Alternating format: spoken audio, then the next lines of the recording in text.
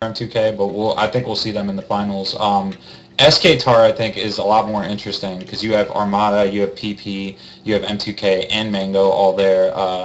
I actually do think Mango will end up taking it still. I think that Mango versus PP, if that ends up happening, will be a really sick set, but I feel like Mango's playing on point right now, and he's gearing up for the summer, so I could see him taking the whole thing. I think Mango will win Skatar. Hopefully Armada will learn from his mistakes at ROF and place top 3 as well. Yeah, that'd be good to see. I don't see Hungry Box doing as well at Skatar as he will at Pat's House. Oh, I actually don't think he's going. Oh, he's not going? Yeah, so he'll be the only one of the top 5 that's not there. He's going to have to settle for 3rd at Pat's House then. That's going to end up. All right. So next topic. Next topic, we got the MLG qualifiers. So just the whole structure that MLG's pulled out for this season. We've seen the point totals on Melee and on We've seen where people are standing, and there are some surprising players in that top 8 and some people that are guaranteed to be in MLG's nationals. Do you think the points were even? Uh-oh.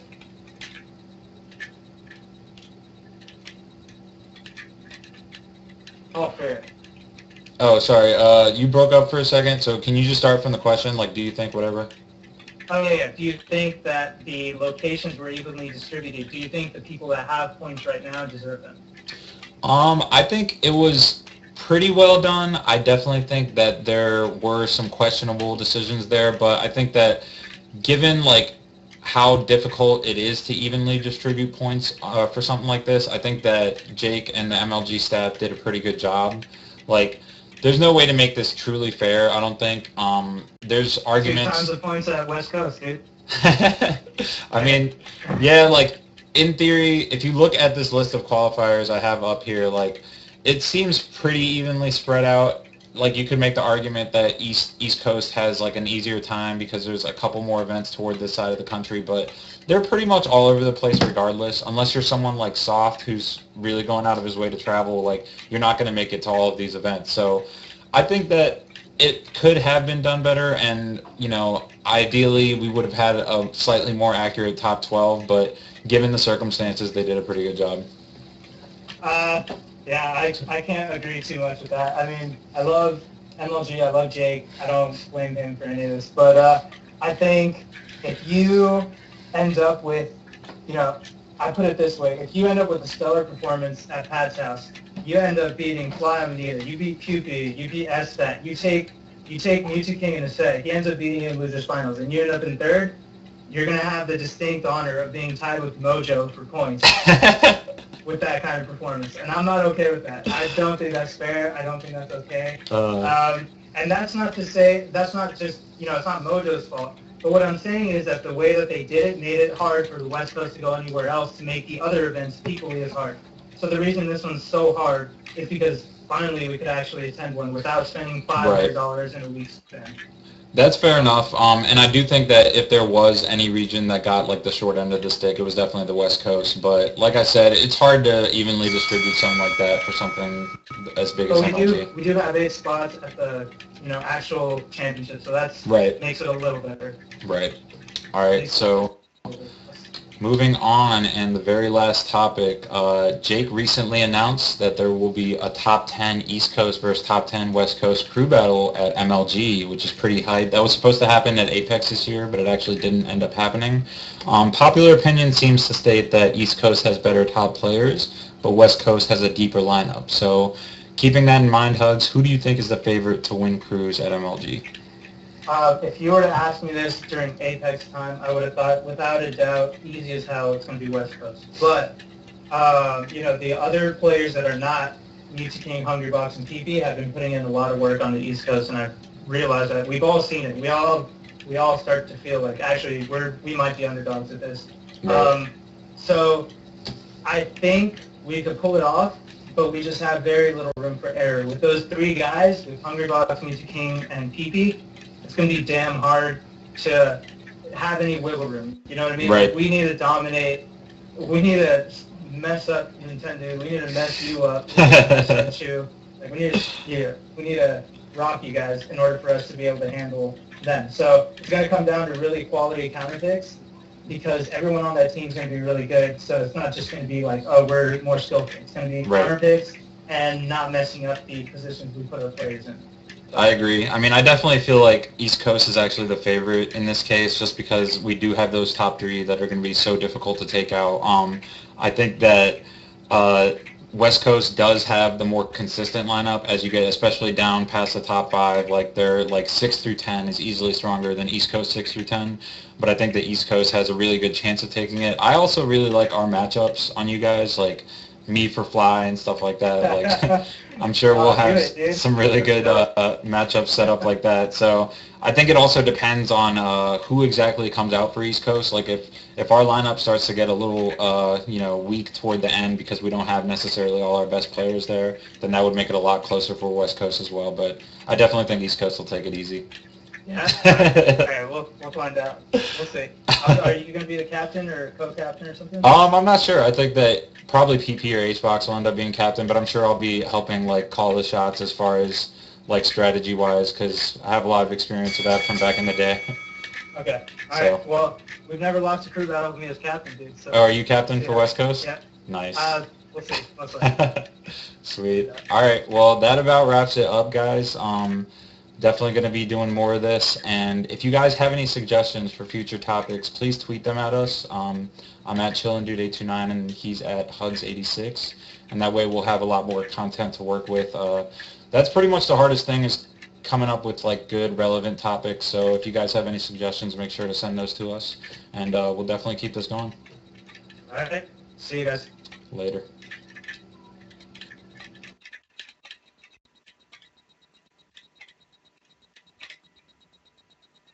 One second. All right. Welcome, everyone. For those who don't know, Pardon the Interruption is a sports talk show on ESPN with kind of a unique format. Basically, they have a list of topics to discuss with a timer on each topic, and it makes it kind of interesting. They usually have news stories, typically something that can be controversial or something that at least inspires discussion throughout the community, and they'll talk about each of those topics for a set time period, and then they move on to the next topic as soon as the bell rings. So we're going to be doing a Smash version of that, focusing on recent Smash happenings throughout the competitive community. And let's see here. Looks like we're going to start with Smash 4. So Smash Brothers for Wii U has been announced for release later this year for both Wii U and 3DS. The 3DS, of course, coming out first. After the recent surge of growth that we've seen for the Smash community in general, Hugs, what do you think Smash 4 will mean for the competitive community in particular? Well, it's only going to make it get bigger.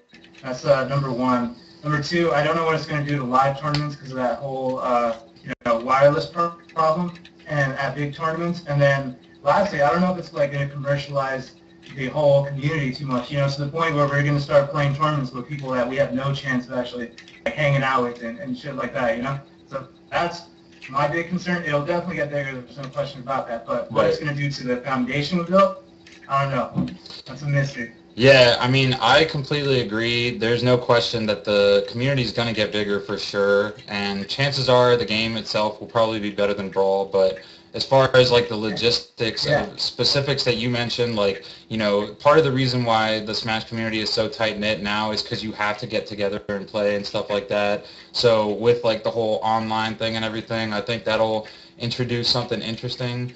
The biggest interesting thing to me is that they're putting the 3DS version out like months and months before the Wii U version. As far as the competitive community is concerned, that's not really like legit. I don't think. Like, are we gonna consider them legit? You know, like the 3DS champions. Like, are we gonna consider them, that's my question. You know, yeah, man. man. Give them the same kind of like clout. You know. Yeah, that's really tough to tell. Like to me, the vibe I get is that the 3DS version will just be a warm-up for everyone. Everyone can sort of learn the game a little bit and get into the swing of things. And then when the Wii U version comes out, everyone will be like coming out swinging. Yeah. But and then, I don't see later, it. The 3DS guys will get established like separately. You know what I mean? Like, after we establish like the real champions. Yeah. On the console version. There will be the 3DS specialists. Yeah, for sure. I definitely think that'll be the case too. But I mean, at least as far as the gameplay I've seen, the game looks more promising than Brawl for sure. So I'm excited for it in that sense. Definitely excited. Yeah, for sure. So, all right. So moving on, we got Smash as an esport. So we know that we had the recent pickups by Team Liquid and everything. Smash has started to look more and more like a traditional esport along the lines of StarCraft, League, Dota, games like that in general. So as far as sponsors and being an esport in general goes, do you have any predictions for other teams that might get into it or top Smash players that are likely to get sponsored? I think teams that are going to need to get into it eventually, I think they will. Probably going to be EG. Probably going to be some of the bigger league teams. I've already heard rumblings on some league teams here and there. I don't think Complexity will ever join in. They've never struck me as the type to really get into something that Smash is, but I don't know. We'll see. I think it might be too kiddie for them. I'm not sure. Right. But EG, I think, will definitely. I don't know if they'll be the next guys. I think when it gets big enough, they're definitely going to be around. I think you got to, with all these teams, like, sticking their hands in our honey, I think, like, you're going to need some of these other teams. They're going to want to join in on it. Oh, for sure. And player-wise, I hope to God it's the big five. Like, I hope they're doing the right things to make sure they get sponsored. Otherwise, they're doing something wrong. Right. Other than that, that's going to be all about personality after the top 10, I think, to be honest. That's my prediction. It's just going to be the players with the biggest marketability. For sure. I mean, I definitely agree. HBox has already been sponsored by Team Curse, obviously, but the rest of the big five still have yet to be picked up by really any major esports teams. So I'm really looking for those four. Yeah, those four players in particular will probably be the ones that sponsors are really looking at. But as far as specific teams, I pretty much agree with you. I think that any big league teams, any big Dota teams, it's a great time for them to get into Smash right now. So they're probably going to be looking to do that.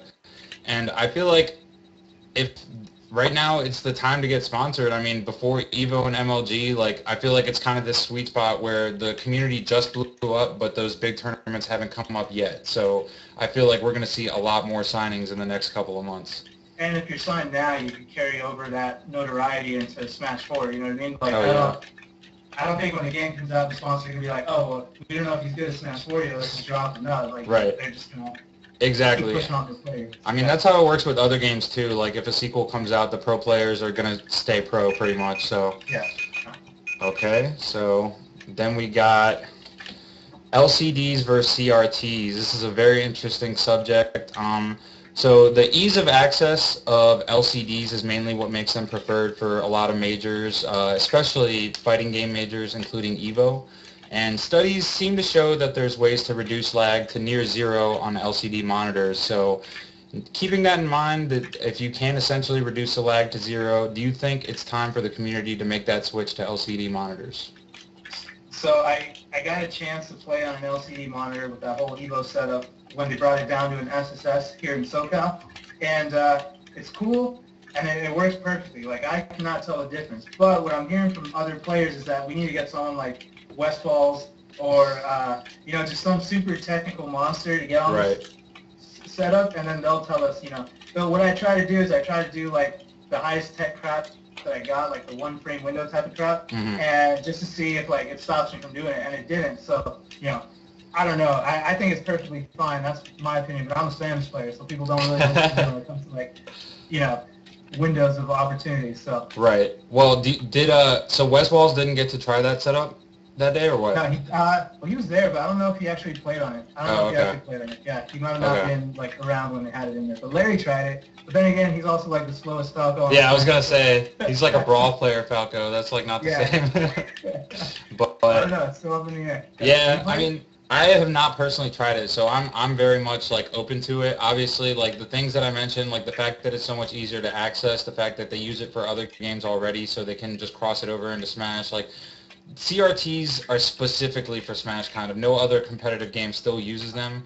So the fact that we need those specifically makes us like an exception to the rule. Like when I get a hotel, I get hyped if they have like a shitty TV. You know, like that's to me is like that's the best hotel room I could get. You know, when they have an HD LCD, I'm so pissed. Like, yeah, dude. Here, you know? I hate that. It's like every hotel room now has like a HD TV. But, I mean, for the longest time, like, or any flat screen was just, like, a Smash player would just see that and be like, nope, like, that's it. But, I mean, the fact that there's, like, a possibility of those being legit now is at least good in my opinion. We have yet to see, I guess, if it's really applicable for tournaments on a large scale, but the promise is there. It looks really nice, too. If you haven't seen it looks nice, too. Yeah. HD, sweet. Yeah. All right, so next topic, ways to grow the scene. So we know that the community is exploding right now, but how can we as players make sure that we're doing everything in our power to not only foster the community's growth, but also attract new players that haven't gotten into it yet? So whenever I go to tournaments and I run into new players, and I know they're new players, like I'll try to get a vibe for how they're feeling about the tournament in general. Like if they're feeling like all beat up and down because they just got destroyed, I try to give them a stock. You know what I mean? Like I'll give them a stock or two or whatever when I'm playing with them. Or I'll give them some tips. Like, and I try to give them like mind-blowing tips that are just super logical. You know, like space control and things like that, and just like holding your ground and not just and rolling when your opponent is committing to an area rather than just rolling on reaction, or sorry, just rolling on habit. So like you tell them things like that, and they're like, whoa, this is crazy, and this guy's like giving me all kinds of tips. Everyone must be like, this is awesome, I'm gonna keep coming around. So there's those guys, and then there's the stream monsters. I think we need to get our stream numbers bigger, even though they're getting big now. They're obviously growing. I'm not sure how to get stream numbers bigger though. You got your cursing, you got ads, and you put ads on the stream, and then you end up getting numbers. You don't all have our own personal ads. So I would just suggest it's like just getting these numbers up. You know? I mean, one big thing I think for the Smash community in general is to start using Twitter more. I know you do, and I know a lot of Smashers have been getting into it, myself included. I only recently started doing it, but it's insane like how popular you can get like your streams, like any articles you write, anything like that, just by tweeting them out. Like there's a big community there that just constantly looks at new stuff, and I feel like it's the best way to like announce something new. People will get that information the fastest and stuff like that. So I definitely think that Twitter is huge. I think that there's specific ways to make tournaments more appealing to new players. I was going to talk about Nintendude has a new tournament series that he's hosting. It's right outside DC in like a really good spot for nightlife in general. And he's also got like some beat up old controllers that he's renting out. So if there's players there that want to play Smash but don't have a controller, they can get in on it. So, I mean, that's a great way. There's a lot of different things you can do, I feel like, to grow the scene at this point since the numbers are so big in general. That's it. All right, so next we got branding. Hugs, you obviously wrote an article that's had a lot of success already about branding and what it means for both newer and more experienced players. So basically my question to you is what prompted you to write that, and if you have any specific examples of either good branding or bad branding. Well, the direct inspiration was the bigger players that just weren't getting it done on Twitter or their streams or whatever, you know, because they're obviously good, and I think almost every Smasher on the planet knows about them, like of their name, but then they don't connect with these guys too much, and so to not call anyone out, I think I'll just leave it in terms of like rankings. Right. I'm thinking if you're like top 20 in the nation, there's no reason you should have less than 1,000 followers on Twitter by now. If you are in the top 10, you should be hitting 2,000. And if you're in the top 5, you should be hitting 5,000. And I think with that kind of notoriety, that's easy to pull off if you're doing things right. Yeah. So I wrote it in a way to help guide some people into like getting their followers going, getting just people to listen to them and just support them, you know. And new players could benefit too, you know, from just figuring out how to get their personality. I know when I first started, I wasn't that good, right? But I was already talking shit on the boards. I was already out there. So it's like people would just talk about me, even though I definitely did not deserve it yet, you know? Right. People would talk about me, and then I would name. So hopefully that helps other people. Oh, for sure. I mean, any player can do that, and ideally you don't want to create a brand for yourself as like a player that's known for like infamous player who's not actually that good but has a personality and you're known for that. Ideally, but I agree with you that, you know, it's an informative article either way. You know, it's a good thing to know as a player in general, especially with Smash blowing up the way it is. There's going to be so many people paying attention to you, especially if you're streaming, if you're on videos, whatever it might be. If you're entering a big tournament and doing well, people are going to be paying attention to you. So it's important to make sure that they have the perception of you that you want them to have. And I think that your article does a really good job of going into that. What's your brand, dude? 5 seconds. What's your brand, dude? My brand, I think, is egotistical, funny, and that's pretty much it. All right. Okay, so moving on, we have, of course, the Fraud Player Fund. So the way I saw it was basically a donation drive intended to take a player who everyone thinks is really good in their region and take them to SoCal, which is arguably, of course, the best region in the world, and bring them down a notch. That's the way I saw it. So what inspired you to start this, and is that basically what the fund is for? Pretty much. I think we were on a thread, and everyone was just talking about a certain player. I forget who. It's either Soft or Gravy. And we were saying, man, if they were in SoCal, they would just get beat up. And I just thought, dude, why don't we start a fund? Because every time, NorCal has a good player fund, right? And every time they have it, everyone votes for their favorite guy. I was like, no, I want to see this guy get fucked up, so I want to fly this guy out. So that's how I would think about it, right? So I'm like, why don't we just start a fund? And that's the exact purpose. So it's like, in order to make it like all in good fun, we pick players that we feel are good. Like they are good, and it'd be a challenge, and it would actually mean something if we just beat them down. We just bought some random guy and then just destroyed him and he got 25th. It wouldn't mean anything. It wouldn't prove anything, right? So we brought these players that are actually well regarded, and the winner was Club. And he's coming out in 2 weeks, May 11th. Right. So, you know, we're excited to see how he plays. We got killers out here, man. Like, you could just name it. I could give him Okami. I could give him Larry. I could give him Sun. I could give him MacD. I could give him Lucky. I could give him Fiction. Like, I could just keep going, you know? Right. So it's going to be a lot of fun to see what happens. Yeah, for sure. I mean, I watched those Super Smash Sundays, and the level of competition is just absurd out there. I gotta say, like, there's always like you'll be watching like not even losers quarters. It'll be like 9th place match, and it's like 2 players that would win a local tournament in any other region. Yeah.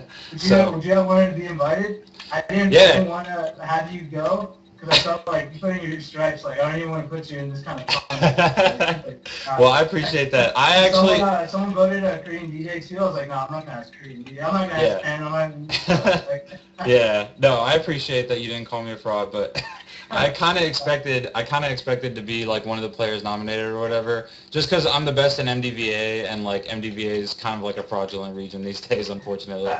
But yeah, no, I like the idea, man. I honestly though, I would love to see Plup go there and mess some shit up. I'm just saying. Oh, you want to do this? You're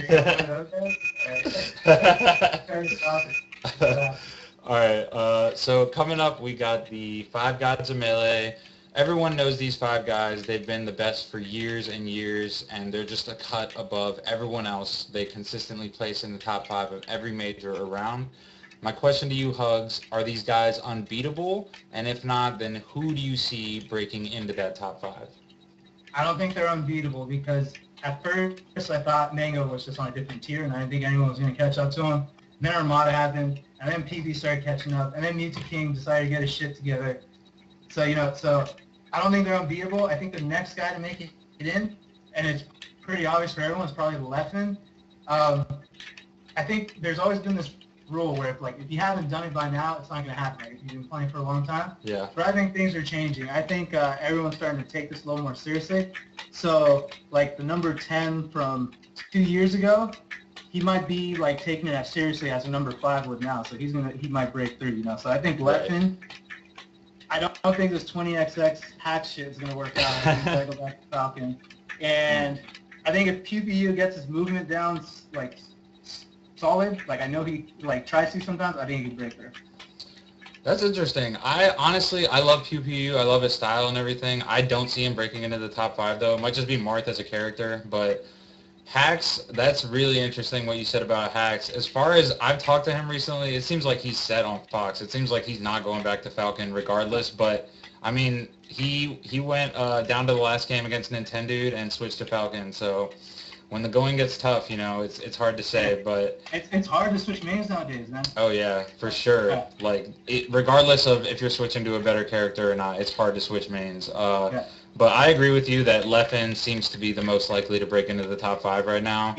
We'll all change our mind if he gets messed up at like MLG Anaheim or something. Oh yeah. Like, oh no, we never really thought he was. Yeah. People forgot he just right before that he got 13th at Evo, right? Yeah. No one's really that hyped about that, and if he got it now, people would consider that like an upset. I think his Apex performance was so good that people were like, okay, this guy's like on par with those guys because he was able to take matches off multiple of them, including beating HBox and taking matches off all the other ones. So he's shown that he has the possibility of doing that for sure. All right, and so moving into kind of a different realm here, Project M, of course, a mod of Brawl to play like Melee, and it's gotten tremendously popular over the years. It's been out for 2 or 3 years now. It's gotten more and more like Melee and obviously better and better as a game. But many Melee enthusiasts actually don't like it very much. They claim it's not quite the same as Melee and you can't really recreate such a perfect engine. So my question to you, Hugs, is Project M good for the Melee scene? For the Melee scene, like for us to grow, or just should we be liking it? Yeah, or for the Smash scene in general, let's say that. No, it's definitely good. It's kind of crazy that we were able to just create this. When it first came out, I thought, this is stupid. It's not going to grow. Like, you're making this game by yourself. Like, who's going to play this shit seriously? Right. And then it just started blowing up. It's a cool game. There are some things I don't particularly like about it. Like, it's freaking hard to kill people. Like, edge guarding is way too hard. Yeah. But I think it's very good for the scene. I think with Brawl kind of having trouble right now, it's good that we have another game kind of stepping up and just keeping like multiple Smash games at these big tournaments. Like CEOs picking up Project M, that's crazy to me. Like, right. Yeah. So I feel you're more of a player in this. So Yeah. I mean, part of what you mentioned right there, like since Brawl was kind of a disappointment and everything, especially in MDVA, we see so many Brawl players who like just the game itself, Brawl seems to be dying on a competitive level. So those people have crossed over to Project M and had a lot of success. So it's kind of cool to see that like Melee players versus Brawl players, like they have their own distinctive styles kind of in Project M. But I definitely think it's good for the community as a whole. As far as for the Melee community specifically, there's a chance that it's not necessarily the best because I feel like any new player who gets into it and sees either Melee and they see Project M, they're not going to have the motivation to want to get to that level in Melee where they can just pick up Project M, start doing these combos, start beating people right off the bat. In Melee, you cannot do that. You need at least a certain level of tech skill to be able to compete with good players. Project M, not so much. There's a lot of like, quote-unquote gimmicks, but it's true that in Project M, at least if you don't call them a gimmick, you at least need to know the matchups before you're able to do really well. So I think that in a sense, like, it helps out new players a bit too much, but as a whole, it's definitely good for the community. Yeah, definitely. I don't like how some people who would have gone to Melee, though, ended up taking the middle ground, and then they go with, Exactly. I mean, that's just bad for Melee. It's good for Smash in general because they stay in Smash. So, yeah. So, all right. So our last topic here, very interesting. We actually had a leak of a Facebook event showing a private tournament for the top 5 players and a couple of other notable community figures. This was leaked and posted onto Reddit. And this private tournament is apparently a special event being filmed solely for the Armada episode of the Smash documentary. What do you think about this event, Hugs? So I saw this picture. All right, I think it's bullshit. I don't think it's true. I think someone made it up because, like, you're looking at it, like it says here, like you are invited to a private 3-day tournament where 3 days for 8 people, right? That's number 1, right? Am I right? Am I reading this right? And then face off against one another. You will also be filmed living together. All right, face off against one another. How is Prague going to do against Armada? Right? how is Scar going to do against Mango? Like, if you're actually making some kind of 8-man tournament, you're picking the wrong guys. But if you're doing, like, a reality show, all good. You know, these guys are cool. They got good personalities, whatever. But then the reality show is kind of a stretch. You know, it just seems like someone just made this up to just sound as high as possible. You know what I mean? Yeah. I don't know. I don't know if this is true or not. This just seems kind of crazy. I mean, I can see what you're saying, but I kind of see it being legit. Like, first of all, I think that Travis Samox was responding in the Reddit thread to people legitimately, so I think it is legit for that reason. But second of all, I could see it being like, he clearly is going for like a reality show kind of angle with like them living in a house together for 3 days. You don't need a 3-day tournament for 5 people. But I feel like, I don't know if Scar is entering the tournament, but I feel like the tournament's really just for the top 5, and they're probably going to do like round robins. They might do like first to 10s or some crazy shit like that because they have so much time. Like, I feel like he's really, obviously the tournament itself won't be like, oh, this tournament determines who's the best player, but I think it'll make really good film. It's reality TV, right? So there might be some like challenges where Prague gets like 4 extra stocks on her or something, you know what I mean? Something like that, dude. Like, Prague ends up with 8 stocks, whereas Armada's 1 because of the challenges, and here we go, man. And they're like, it's all legit. Prague is the best in the world. Oh my god, dude! I would love to see it. Yeah, I'll definitely watch that. The Kickstarter is pretty close already. It's only like 7,000 away from the goal, so they've done really well. No question. But yeah, man, I think the reality show format could be potentially hilarious. For sure. So, but yeah, I think that was pretty solid. Would you want to be in that house? Yeah, I would, dude. I'd take the opportunity. If nothing else, that's practice with the top 5, man. Yeah. For sure. Me and Mango, man, we'll be able to rock that house. We'll slap box every single day. We'll see I wonder if alcohol will be allowed in the house. That'll make a big difference for Mango. But yeah, so that's pretty much it. This is a pilot episode right now. We're going to try to work on the format and everything. I think it went pretty well, though. Yeah. We'll work on a few different things, like cleaning up our rooms. Yeah, definitely need to do that. But thanks for tuning in, guys, and we'll see you guys next time. All right. Peace out.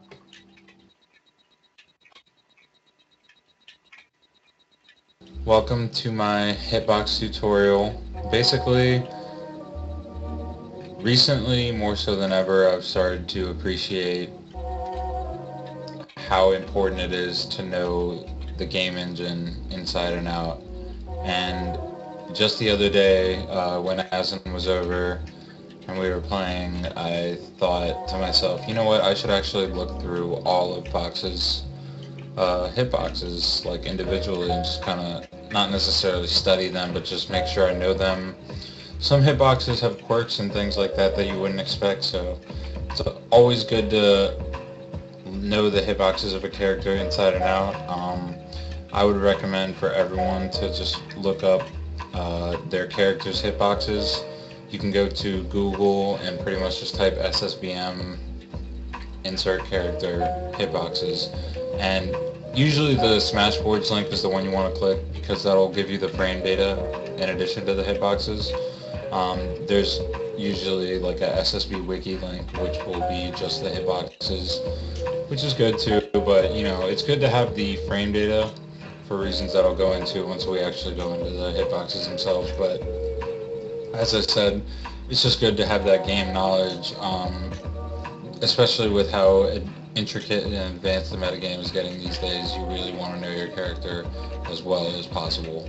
So I recommend everyone to do that. So going over this right here, Fox, for example, that's a basic example of a hitbox GIF. Is it GIF or GIF? I asked this last time, but I didn't actually bother to check if anyone corrected me. I'm going to go with GIF. So this is a hitbox GIF. It's at 1/3 speed, which is generally all the hitbox GIFs, which is good because it allows you to actually see the hitbox and kind of, you know, see the nuances of where it starts, where it ends, and, you know, where the hitbox actually is during different periods of the move, as you can see, even with these jabs already. But basically, the yellow area is the hurt box. That's where your character is vulnerable. That's where your character, as far as the game engine is concerned, is able to be hit. And so as you can see, Fox actually has a little white spot on his tail that's invulnerable. It's kind of cool. Samus, pretty much her whole body is vulnerable. As you can see, that's her hurt box, except for her feet, interestingly enough. So that's the character's hurt box, is the yellow part. The red part would be the hitbox, and that's the actual part of the move that's coming out and attacking something. As you can see, for the jabs, it's pretty straightforward, literally. Going into the frame data that's listed below, total, what's listed right here, that's going to be the amount of time that the move is out total. So as soon as you hit the A button, it's going to take 17 frames, as is listed there, for the move to start and end, and for you to be able to do something else. When you're free to do something else after would be 17 frames later. So that's the total duration of the move. Hit, that's the time that the move is actually hitting. So as you can see here, Fox's jab actually really quick, hits on frames 2 to 3. That's really fast for a jab. But as you can see, that means there's a lot of downtime where Fox is vulnerable after the jab. Not necessarily a factor in this case, because in the grand scheme of things, what is that? That's 12 frames, I think, where he's vulnerable after the jab. That's not a lot. For those that don't know, there's 60 frames in a second, so a frame is a 60th of a second, essentially. So that's important to keep in mind when looking at these figures. IASA is like something to do with like the Smash DI or something. I need to look into that myself and figure out the specifics of that.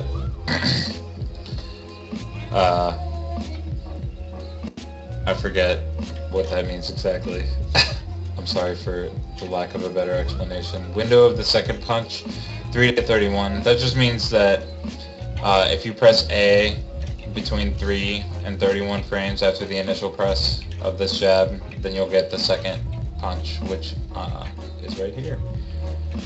Second punch starts 6 or later, so that's just when the second punch, the soonest the second punch is able to start is frame 6. Jab 2, total 20 frames. I like how it looks like Fox is kind of boxing. That's kind of cool. But as you can see, that's the idea of hitboxes. Let me quickly glance in my chat and see if anyone said anything about what I interruptible as soon as. Oh yeah, so it has to do with like jump cancels and stuff. Turn the fan on for the fans. It is kind of warm in here.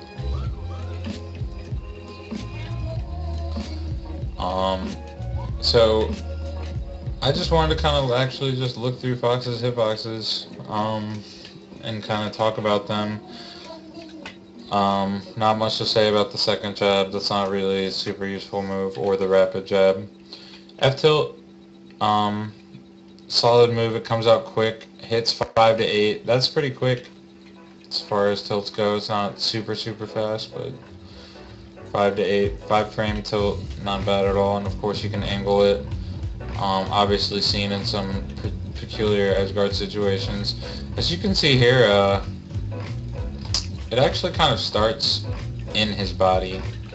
So worth noting, I guess. I mean, if someone you can hit someone even that's really close to you with an F tilt, because as you can see, the red hitbox there is kind of starting within his body. So moving forward, down tilt, look at the extension on the red there. It just means it has really good range on that attack. So, and you know, as you can see, what we call a disjointed hitbox is when the hitbox extends far away from the hurt box, leaving the hurt box very safe, relatively speaking. And right here, Fox has a very good disjointed hitbox on his down tilt. there's almost no overlap even between the hitbox and the hurtbox. His hurtbox is very safe and far away from the down tilt, so very impressive range on that move. We also have one of my personal favorite moves ever, up tilt. Great coverage in terms of protecting his hurt box there, as you can see with the red just covering up the yellow right there. Comes out very fast too for a tilt, 5 to 11, and it kind of starts in his body, kind of like forward tilt too. So dash attack, pretty straightforward. Hit 4 to 17. That's really the main reason the dash attack is so useful even in today's metagame. Forward frame is pretty fast for a dash attack, so it's good to just toss out there, and if you get that confirmed, you can usually lead into a better kill opportunity or combo situation at lower damages too. We got F smash, good coverage on this, which is why you'll see it as a edge guard utility. Kind of covers a good arc in front of him, this area right here, and covers up his hurt box very well. Very slow, as you can see, hit 12 to 22. That takes a long time to come out, so important to keep in mind with forward smash. Up smash. By the way, blue. This is the first. I've been waiting for blue to come up just to explain it. Blue is invulnerable, so important to note. It says it right here. It spells it out actually. Head invincible, but not snout. 1 to 9. His head actually becomes invincible for frames 1 to 9 of the up smash. Interesting to note. That's part of what makes up smash such a good move for sure. You definitely have to consider that when you consider how great of a move up smash is. Hit 7 is really good for a move that's strong. Smash moves in general, I don't think tend to come out on frame 7. So that's very fast for a smash move, and obviously one of the stronger smashes in the game. And yeah, it's just obviously it comes around behind him, and if it hits people back here, it sends them behind him. So that's something that you don't really notice from the hitbox, the angle and knockback of the moves necessarily, but hitboxes are still obviously very important to pay attention to. This would be his down smash. He has a little bit of invincibility here. His leg's invincible on just frame 6, just the one frame. Interesting. That's like the money frame for down smash, I guess, because that's also when it comes out. So that's when you see it used as an edge guard, is when probably it hits on frame 6.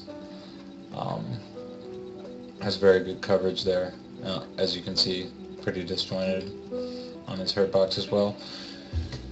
Nair stays out a really long time. Hit 4 to 31. That's 27, 26 or 27. I'm not sure how you calculate that specifically, but that's a really long time. That's almost half a second that move is out. So that's part of why Nair is such a great utility for Fox. It's also relatively good coverage here, as you can see.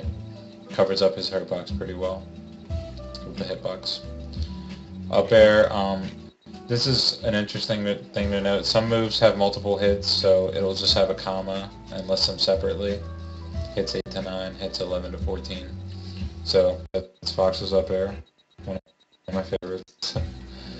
Back air stays out a pretty long time too, 15 frames or so. That's about a quarter of a second. Another reason why back air is a great move, in addition to obviously a great hitbox here that covers them up really well. You can kind of compare. Nair has a really good hitbox, but back air kind of extends a little bit further from Fox's hurt box. So back air a little bit better of an aerial in that sense. Dare has a ton of hits. Let's see, let's count the number of hits. 1, 2, 3, 4, 5, 6, 7. 7 hits on drill. And so here you see the active frames of each.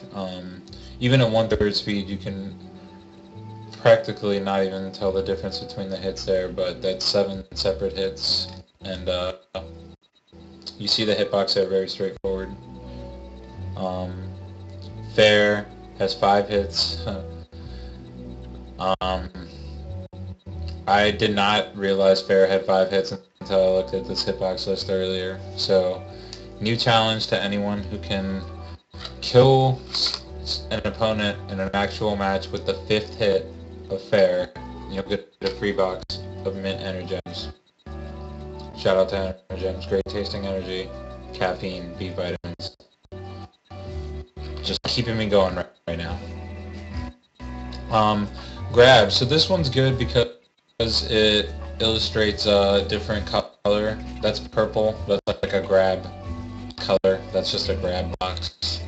I don't know what you call that specifically. I'm gonna call it a grab box. So this takes actually half a second, the total animation of the grab.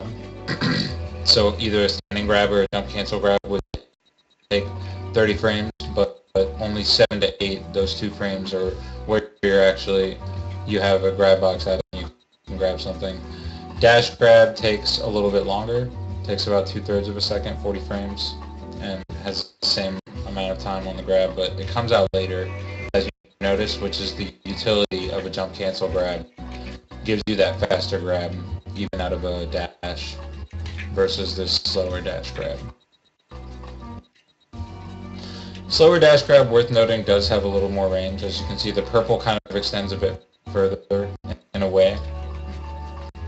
So, and it comes out later, meaning you can kind of, if you throw it out for like a, I don't know, a side step, you can kind of catch the end of a side step where you wouldn't be able to with a normal grab. So, has its utilities rarely, dash grab does, but usually you want to go with the jump cancel grab to get the standing version. Shine, check out that invincibility for, let's see, even I'm confused right now. Reflect 40, oh okay, that's reflect, I was confused about what that little blue circle was, but that's his reflect box. So as you see it, 4 to 21. Hits on frame 1, obviously. Shine. That's part of what makes Shine so ridiculous. The main thing that makes Shine so ridiculous. Jump cancelable whenever it reflects. So I guess you can jump cancel on frame 4 at the soonest. Lag upon release 19. You never want to just let go of Shine normally. You always want to jump cancel it. So, that's pretty much all I'm gonna break down individually. Firefox hits a ton of times. You can't even really see the hitbox in the middle of the fire there. So air dodge, as you can see, he turns blue because he's invulnerable during that part. Hitboxes are just really good to look at to understand your character better.